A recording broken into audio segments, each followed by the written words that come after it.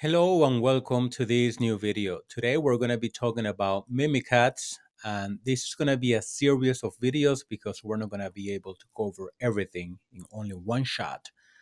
But Mimikatz is one of those tools that if you want to become a pen tester or if you're growing or trying to develop your network security, cybersecurity skills, you have to know this. Now, what I'm going to concentrate on this video is showing you how to use Mimikatz to see the hash credentials stored in memory for this specific user account.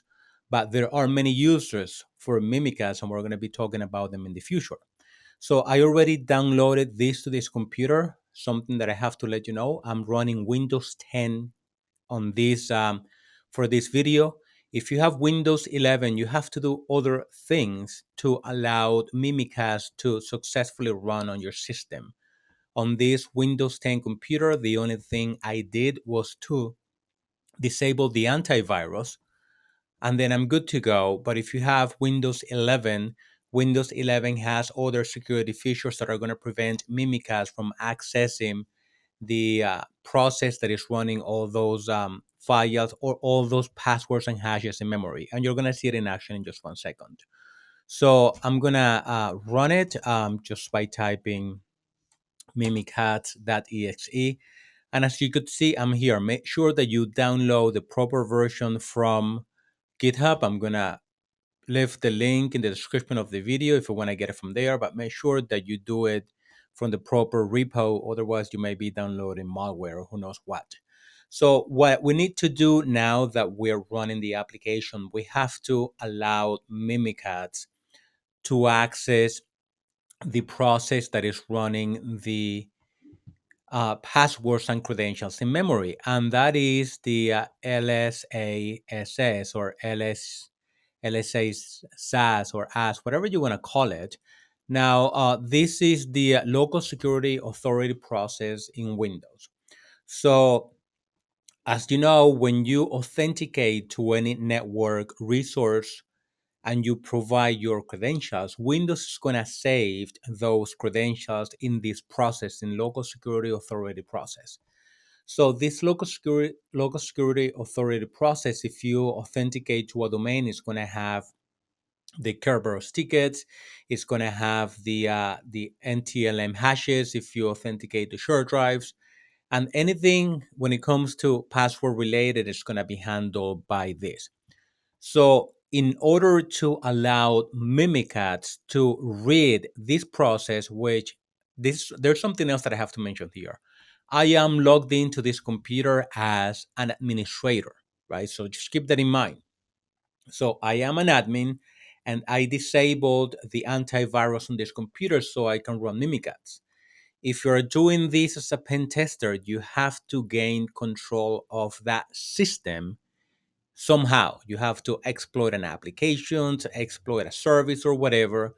And once you gain access to that system, depending on the credentials that you gain access as, if they don't have administrative privileges, you're going to have to find a way to elevate your privileges for that session so that you can run Mimikatz. It sounds like a lot of work, but it may or may not be.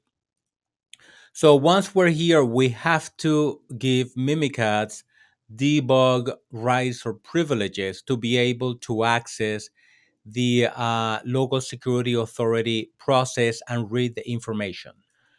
And we do that by typing this command, privilege debug.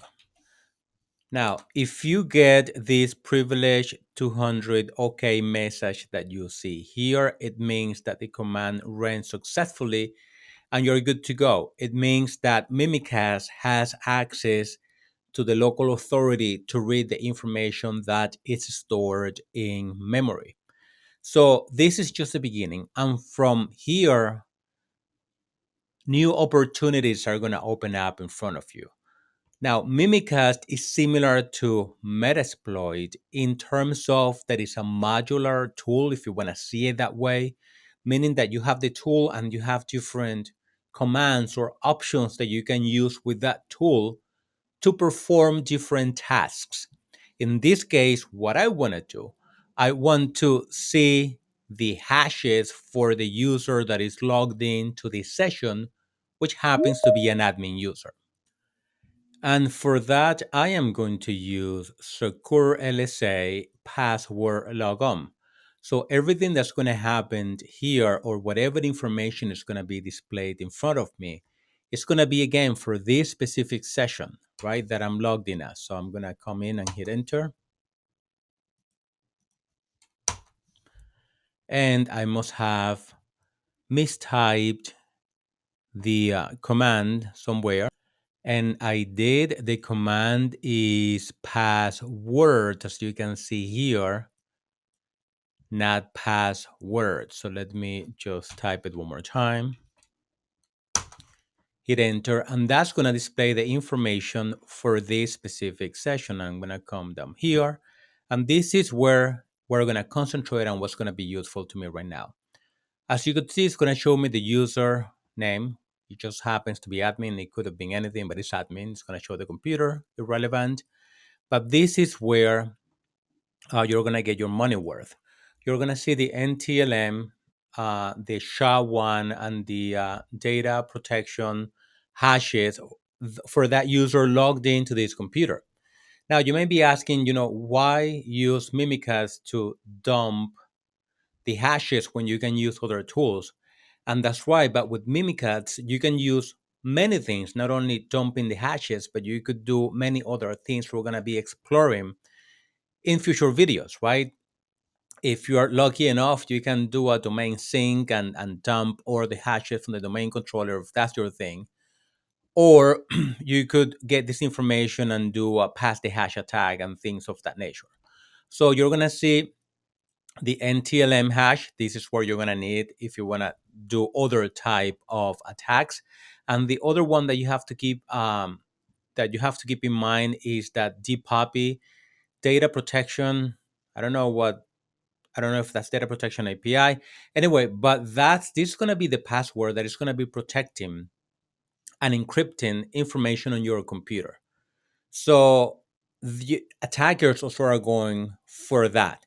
But what we're going to be concentrating over the next couple of videos, and what I want you to pay attention to, is protecting the session.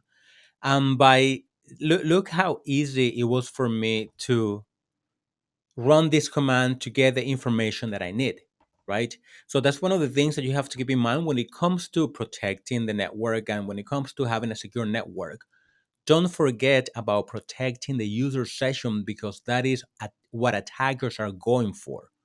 Because once they have that session, or that they have access to that session, they're going to be able to have access that session has for anything, right?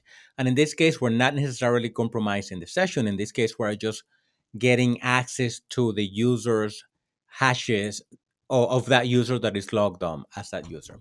Anyway, sounds a little bit confusing. I'm going to pause the video. I'm going to stop the video right here so we can talk about future or other uses of Mimikatz. If you liked this information, I'll ask you to do so. Click on the like button, consider subscribing to the channel, and stay tuned for future videos. Bye.